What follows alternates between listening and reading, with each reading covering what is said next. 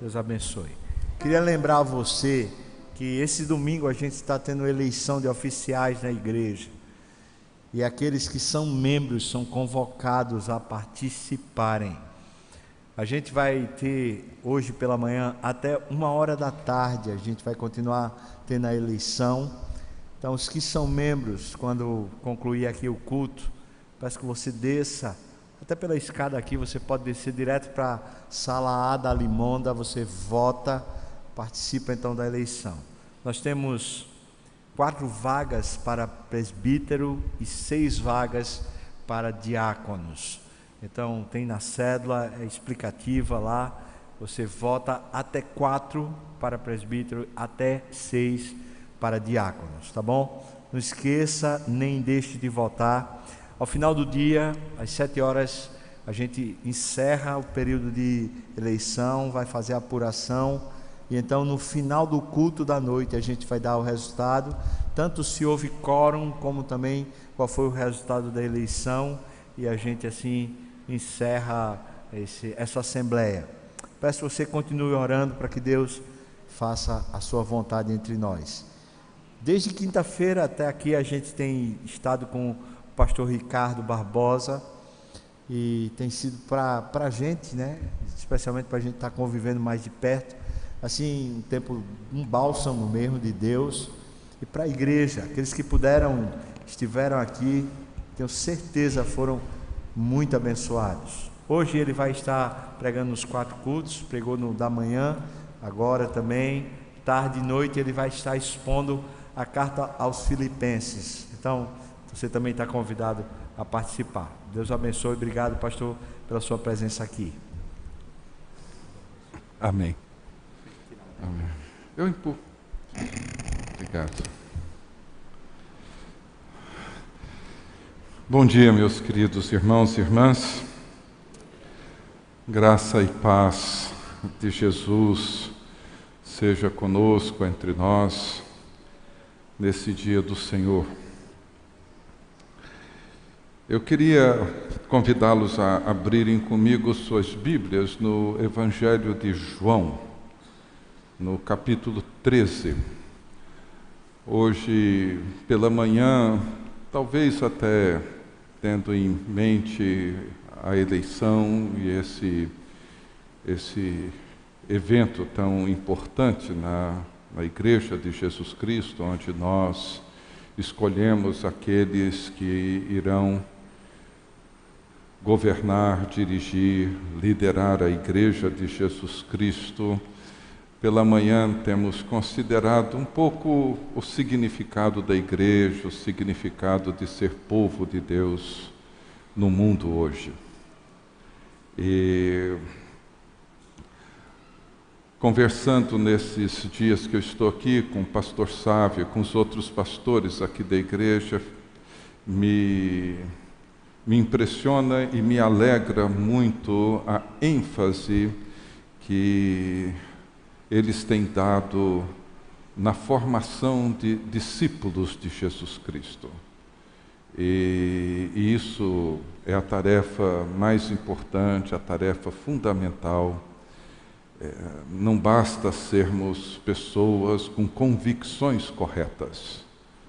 Nós precisamos, além delas, nós precisamos entender que o convite é para seguirmos a Cristo. Nós somos seguidores, seguidoras de Jesus Cristo. Nós somos discípulos de Jesus, imitadores de Jesus. Essa deve ser a nossa identidade básica. Às vezes, no ambiente que nós vivemos, quando nós precisamos nos identificar, podemos nos identificar como cristãos, podemos nos identificar como evangélicos, como presbiterianos, como protestantes. Isso tudo é relativamente simples, fácil, e para muitas pessoas pode não significar muita coisa. Mas eu noto que tem sido cada vez mais raro nós nos apresentarmos como seguidores de Jesus. Porque isso tem implicações bem concretas, bem consistentes. Eu percebo que para muitos de nós é muito difícil nos identificar e nos apresentar como imitadores de Jesus Cristo, porque isso tem implicações muito objetivas, bem concretas. Ou de nos apresentar e nos identificar como discípulos, como aprendizes, como homens e mulheres que aprendem e vivem aquilo que Jesus viveu e aquilo que Ele ensinou. E eu queria, nesse momento, refletir com vocês sobre isso. O que significa seguir a Jesus na sua ausência? O que significa sermos discípulos, discípulas, seguidores de Jesus no contexto em que nós vivemos? Porque vivemos num contexto em que Ele não se encontra presente. Não como da forma como Ele esteve presente no primeiro século na Palestina, também não como Ele um dia estará presente quando Ele voltar e nos tomar para si mesmo, mas nós vivemos hoje entre aquele momento em que Jesus veio a nós, se revelou entre nós, viveu entre nós e chamou homens e mulheres para segui-lo, e entre esse tempo e aquele quando Ele voltará. Mas entre um e outro, nós seguimos Jesus na sua ausência. E o que significa para mim e para você sermos discípulos de Jesus na ausência dele? Eu quero ler então João 13, começando no verso 33, até o verso 3 do capítulo 14 do Evangelho de João. Jesus diz assim: Filhinhos, ainda por um pouco estou convosco. Buscar-me-eis, e o que eu disse aos judeus também agora vos digo a vós outros: para onde eu vou, vós não podeis ir. Novo mandamento vos dou, que vos ameis uns aos outros assim como eu vos amei, que também vos ameis uns aos outros. Nisto conhecerão todos que sois meus discípulos, se tiverdes amor uns aos outros. Perguntou-lhe Simão Pedro: Senhor, para onde vais? Respondeu Jesus: para onde vou, não me podes seguir agora. Mais tarde, porém, me seguirás. Replicou Pedro: Senhor, por que não posso seguir-te agora? Por ti darei a própria vida. Respondeu Jesus: darás a vida por mim? Em verdade te digo que jamais cantará o galo antes que me negues 3 vezes. Não se turbe o vosso coração. Credes em Deus, credes também em mim. Na casa de meu Pai há muitas moradas. Se assim não fora, eu vou-lo teria dito, pois vou preparar-vos lugar. E quando eu for e vos preparar lugar, voltarei e vos receberei para mim mesmo, para que onde eu estou, estejais vós também. Palavra do Senhor. Jesus está vivendo com os seus discípulos talvez um dos momentos mais intensos, mais delicados de todo o tempo que ele esteve entre eles.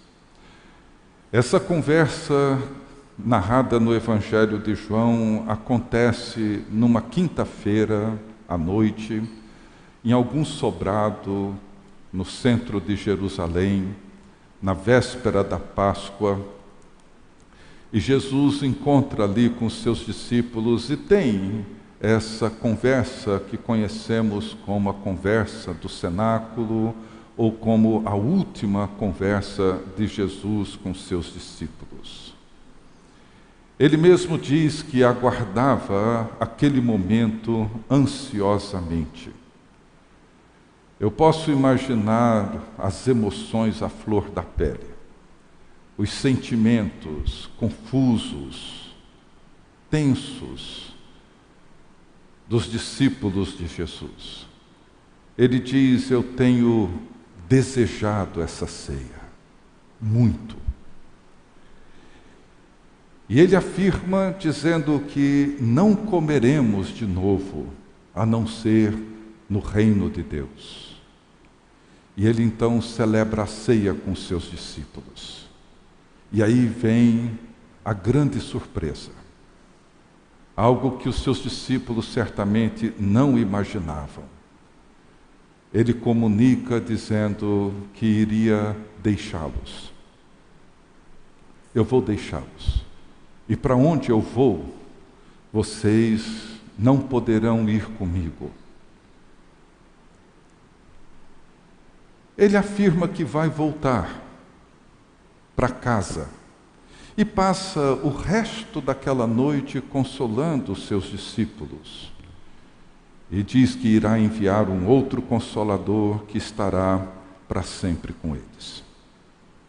No início do capítulo 14, Jesus segue dizendo que ele vai para casa. Ele vai voltar para a casa do seu Pai, de onde ele veio, e que vai preparar um lugar para que os seus discípulos possam um dia estar com ele. Ele voltará, mas ele antes irá preparar esse lugar. E é assim que nós vivemos hoje. Vivemos entre essas duas vindas de Jesus, entre aquela que aconteceu no primeiro século e aquela que acontecerá quando Jesus voltar. E se fôssemos judeus, nós entenderíamos melhor o que Jesus está dizendo aqui nesse texto. E eu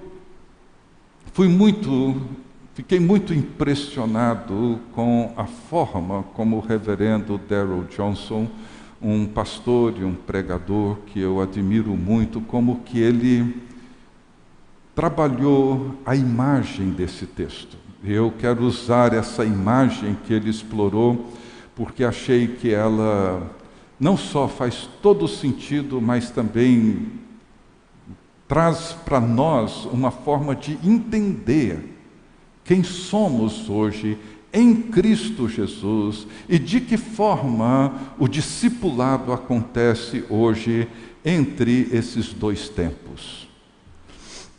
E a imagem que o Dr. Johnson diz que provavelmente está aqui na mente de Jesus é a imagem de um casamento judaico. O casamento de um judeu no tempo de Jesus, ele tinha características bem diferentes do que nós entendemos por um casamento hoje, embora algumas coisas sejam bem semelhantes. O casamento ele começava bem antes do casamento propriamente dito. Havia um noivado, mas esse noivado não era exatamente como o nosso noivado. Esse noivado envolvia uma aliança. O noivo, ele deixava a casa dos seus pais na companhia do seu melhor amigo e caminhava em direção à casa da moça com quem ele pretendia casar. E quando ele chega na casa da moça, ele encontra-se então com o pai dela e ali eles acertam os termos do casamento. Noutras palavras, eles acertam o dote. As irmãs me perdoem, mas naquela época a noiva era literalmente comprada. E nesse dia, tendo acertado os termos do casamento, aquela moça torna-se então noiva daquele rapaz e o rapaz dela. E isso fazia com que o casamento estivesse tecnicamente feito. Noivo e noiva eram estabelecidos legalmente.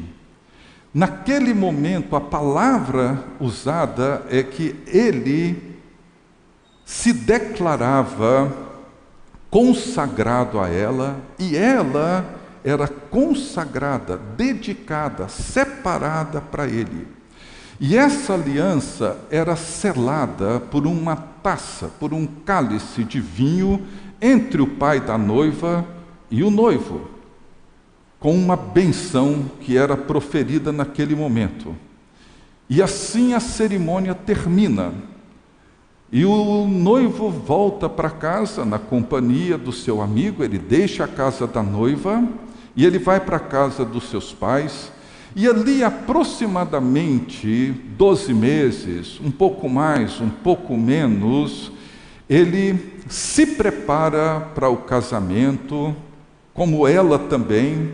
O noivo inicia os preparativos para arrumar o aposento, um apartamento, um puxadinho na propriedade dos seus pais, para então receber a sua noiva.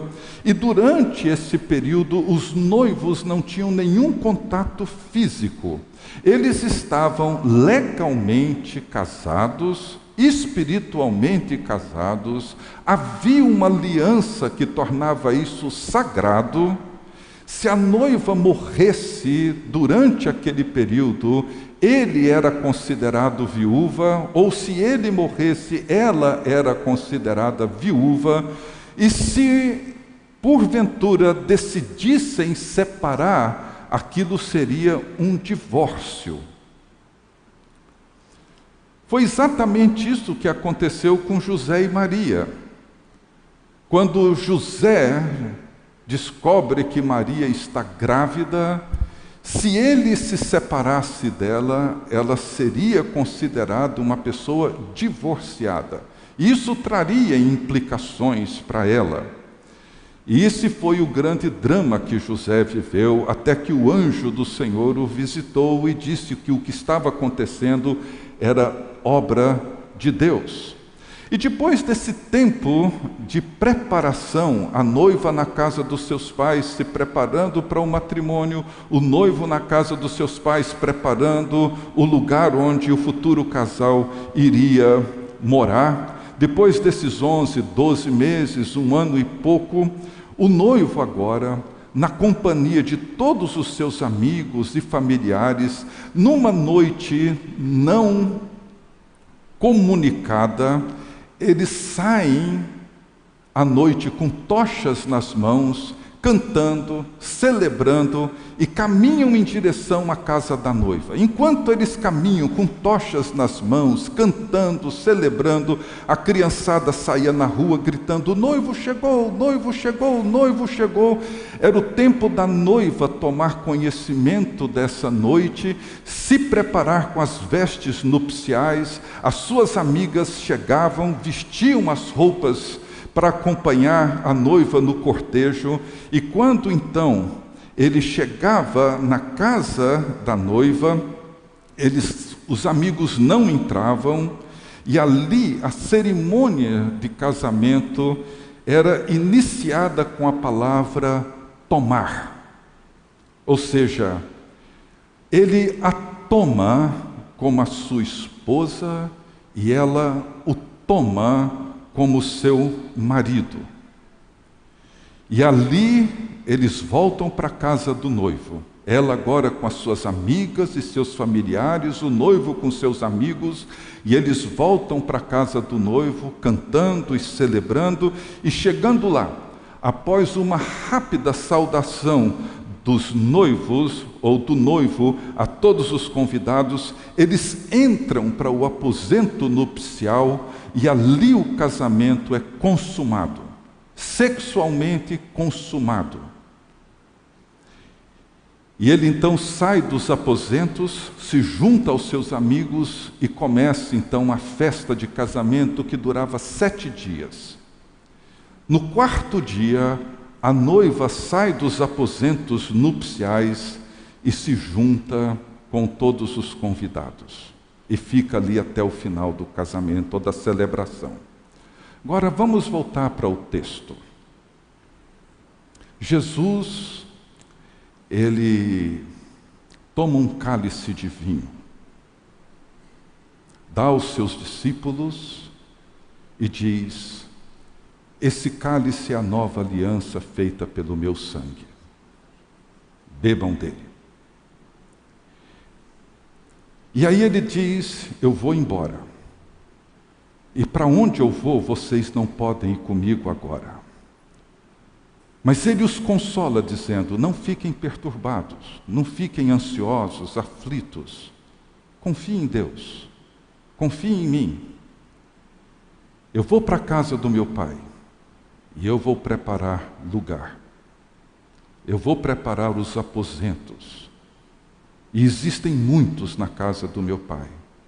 E depois eu voltarei e vos tomarei para mim mesmo, para que onde eu estou estejam vocês também.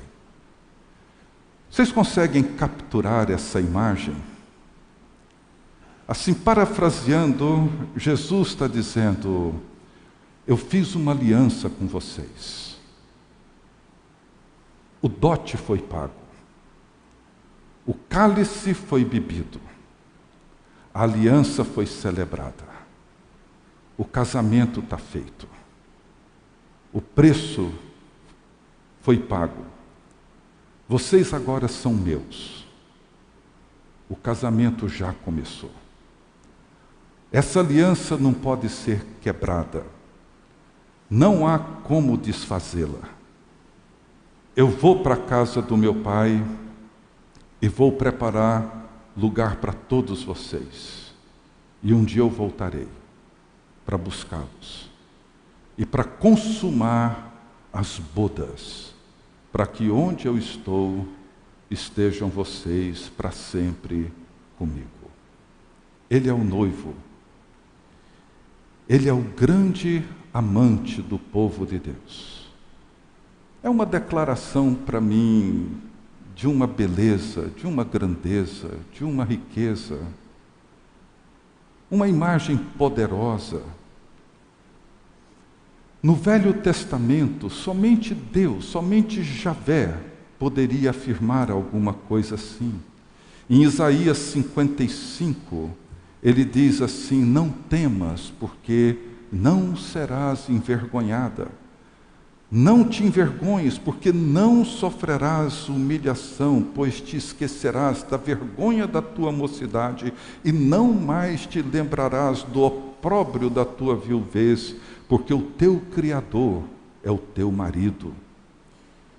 O Senhor dos Exércitos é o seu nome, o Santo de Israel é o teu Redentor, ele é chamado o Deus de toda a terra. O teu Criador é o teu marido.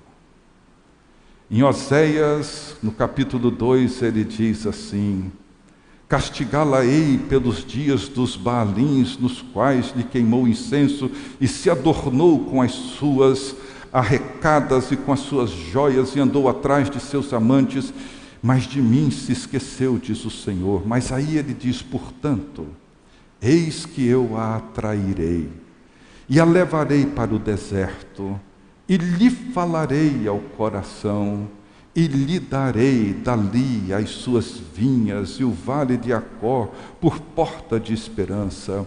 Ela será obsequiosa como nos dias da sua mocidade, como no dia em que subiu da terra do Egito. Naquele dia, diz o Senhor, ela me chamará meu marido, e já não me chamará meu Baal.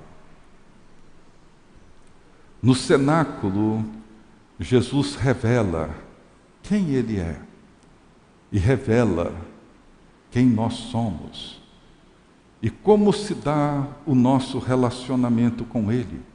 Ele é o noivo, nós somos a sua noiva. Ele é o Senhor, nós somos os seus discípulos. Ele é o cabeça e nós somos a sua igreja, o seu corpo. Somos cidadãos do seu reino, ovelhas do seu pasto. Somos seus amigos, seus irmãos, suas irmãs, mas, sobretudo, nós somos a sua noiva, sua esposa que está sendo preparada, adornada para o seu esposo. É como se Jesus dissesse: olha, eu fiz uma longa viagem da casa do meu Pai e vim aqui habitar entre vocês. E eu escolhi vocês para serem a minha noiva. Eu paguei o dote, derramando o meu sangue na cruz. Eu selei essa aliança com o meu corpo e sangue, dizendo: essa é a nova aliança no meu sangue. Ele nos deu o anel de noivado, o Espírito Santo, e Ele diz a nós: não tenham medo, não fiquem perturbados. Eu vou e vou preparar-vos lugar. Vocês não podem ir agora, mas quando tudo estiver pronto, eu voltarei e vos tomarei para mim, para que onde eu estou, estejam vocês comigo. Se nós conseguimos capturar essa imagem belíssima, uma infinidade de verdades surgem diante de nós. E eu queria mencionar algumas. Se nós entendemos o que significa ser noiva de Jesus Cristo dentro dessa imagem que eu acabei de desenhar para vocês, nós encontraremos um profundo sentido e segurança para a nossa vida. Ele sela o seu compromisso com o próprio sangue. Ele assume que estará conosco na saúde, na doença, na riqueza e na pobreza. Ele nos conhece e nos escolheu. Ele já sabia dos meus defeitos, das minhas feiuras, quando Ele me escolheu para ser sua noiva, para ser a sua igreja. Não há nada em nós, não há nada em mim que o surpreenda. E mais, não há nada em mim, não há nada em você que possa levá-lo um dia a cancelar essa aliança. Ele nos escolheu, celebrou uma aliança conosco, firmou essa aliança com o sangue da cruz e disse: vocês agora são meus. Meus queridos irmãos e irmãs, isso nos dá um sentido de pertencimento, de segurança, de significado, como nada nesse mundo tão frágil, tão volúvel, nada nesse mundo é capaz de dar a mim e a você a segurança daquilo que Jesus oferece à sua noiva. Não há como romper com isso, não há como quebrar isso. É lamentável como muitos de nós, na medida em que seguimos Jesus na sua ausência, somos envolvidos por um estado de insegurança, de medo, de incertezas que abalam a nossa fé, abalam o nosso relacionamento. É claro, nós vivemos num mundo onde muitas vezes somos traídos, somos violentados nas nossas relações, muitas vezes somos abandonados, pessoas a quem nós juramos amar e pessoas que juraram nos amar, nos abandonam, nos rejeitam, e todas essas feridas produzem em nós sentimentos de insegurança, de desespero, de incerteza, mas Jesus, Ele diz: comigo não será assim, vocês são meus. O dote foi pago, a aliança foi celebrada, não tem como romper isso mais, não tem como desfazer isso mais. Vocês são meus e eu sou de vocês. É isso que nós encontramos em toda a Bíblia. Talvez a nossa cultura não nos ajude a entender muito isso. Nós temos a tendência de pensar que o nosso relacionamento com Deus é uma coisa muito individualista, mas não é. A aliança de Deus é com um povo. não é com indivíduos. O nosso relacionamento com Deus é pessoal, mas não individual. A aliança que Deus celebrou é fazer de nós o seu povo, a sua igreja, a sua noiva, no qual você e eu pessoalmente fazemos parte disso. Um outro aspecto, além da segurança, se nós tomamos essa imagem bem clara diante de nós, é a fidelidade. Tendo esse conceito claro diante de nós, nós teremos toda a motivação para permanecermos leais e fiéis a Ele.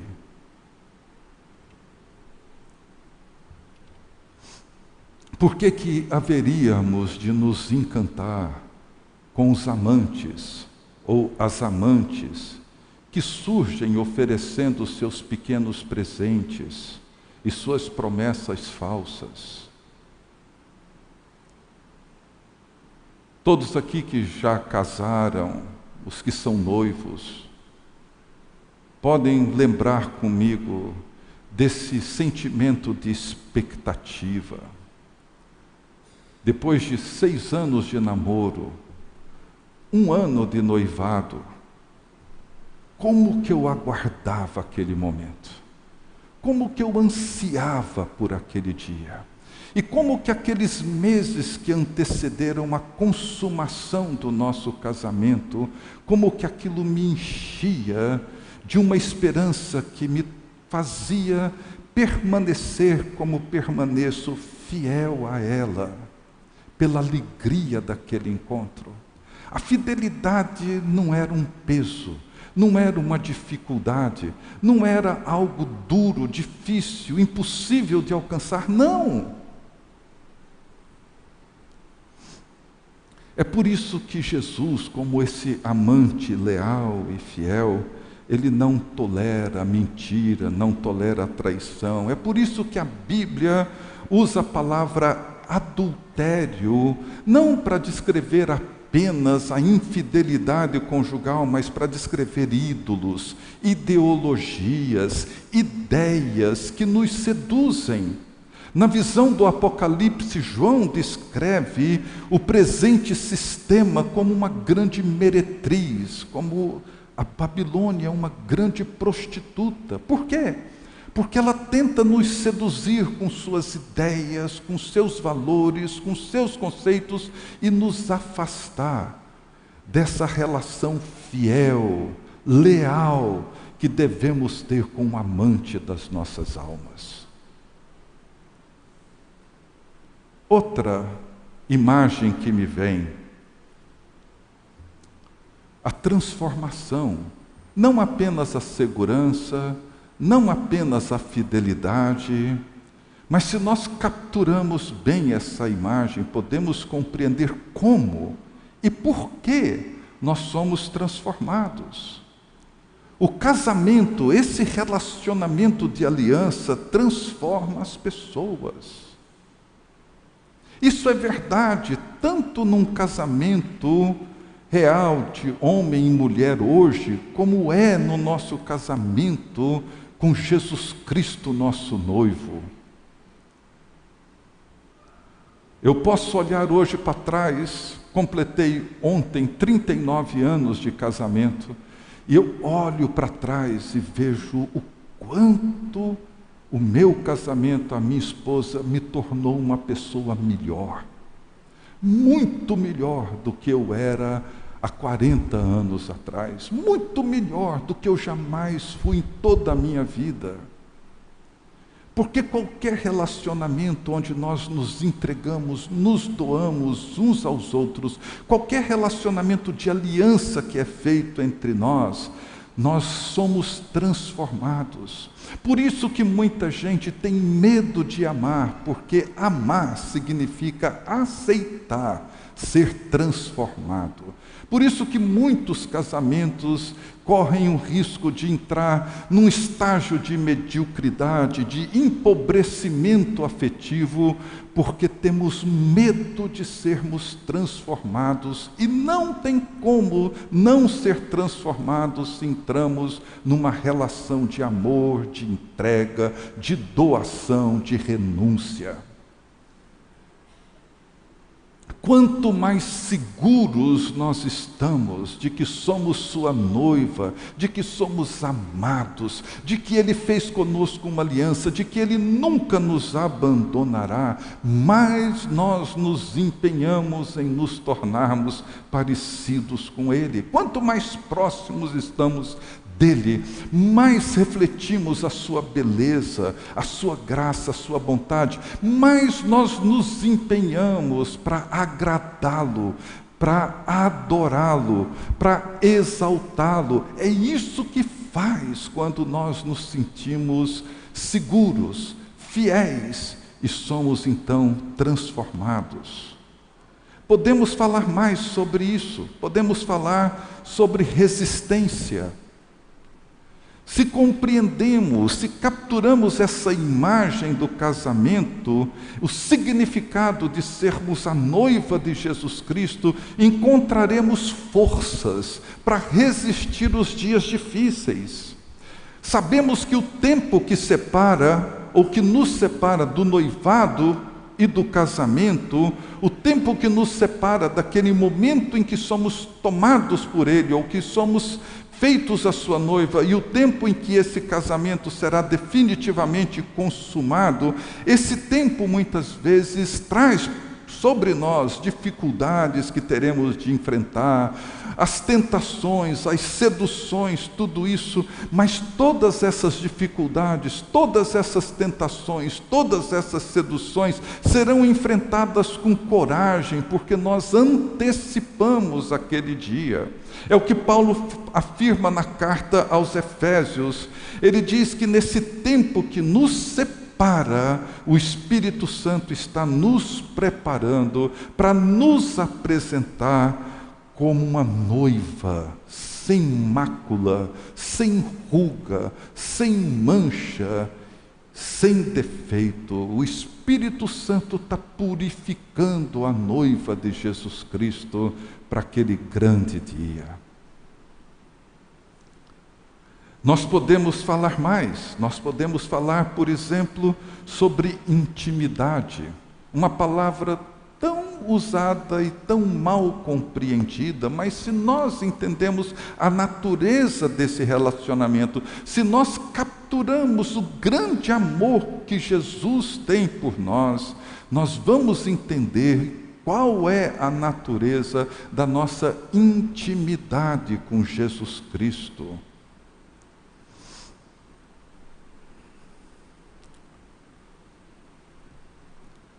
Por uma razão simples: o meu amor por Ele será sempre muito menor do que o seu amor por mim. E o amor dele me convida, me estimula a me entregar, a me lançar sobre Ele, a me expor e abrir meu coração e a minha alma para aquele que me ama e me recebe e nunca vai me abandonar. Ele nunca vai me rejeitar.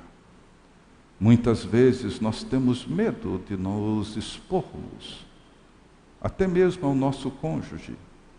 Temos medo de nos expor aos nossos irmãos e irmãs. Temos muito medo da rejeição. Temos muito medo de que, uma vez nos conhecendo, venham a nos abandonar. John Powell, um sacerdote católico, escreveu um pequeno livro com um título bem sugestivo e um conteúdo muito rico, dizendo: porque tenho medo de lhe dizer quem sou. E esse é um medo que todos nós temos. Se eu, de repente, me desnudo, e se de repente eu mostro para os outros tudo aquilo que eu sou, e toda a minha intimidade, eu carrego comigo o medo de, uma vez me conhecendo e uma vez sabendo exatamente quem eu sou, eu venha a ser rejeitado. Isso é possível, sim. Mas Jesus é aquele que firmou uma aliança. Ele disse: nunca te abandonarei, jamais te deixarei. Você é meu. Não importa o que você diga, não importa quem você é, eu sou seu e você é meu. E quando eu me abro e quando eu me exponho, Ele com amor, com graça, me transforma. Toma tudo aquilo que é feio, tudo aquilo que desfigura a minha pessoa e transforma, e me embeleza, e me santifica, e me purifica, e vai me tornando cada vez mais semelhante a Ele. Isso é intimidade. É essa intimidade em que eu posso, em oração, me derramar, me expor diante dEle. Ele fez uma aliança comigo. Nós poderíamos seguir com tantas outras possibilidades, falando da simplicidade, falando da esperança, falando de várias outras possibilidades que essa imagem cria para nós. Mas eu queria concluir apenas com essas, você pode ir pensando em tantas outras. Mas hoje, nós seguimos a Jesus entre o noivado e o casamento. Entre o momento em que a aliança foi firmada e o dia em que as bodas será finalmente consumada. Nós vivemos entre a primeira vinda de Jesus e o dia que Ele voltará. Vivemos entre o momento em que Ele disse: essa aliança é a aliança no meu sangue, bebam. Até o dia em que Ele virá e nos tomará para si mesmo. E onde Ele está, estaremos nós com Ele eternamente. Enquanto esse dia não chega, nós vivemos na memória daquela quinta-feira.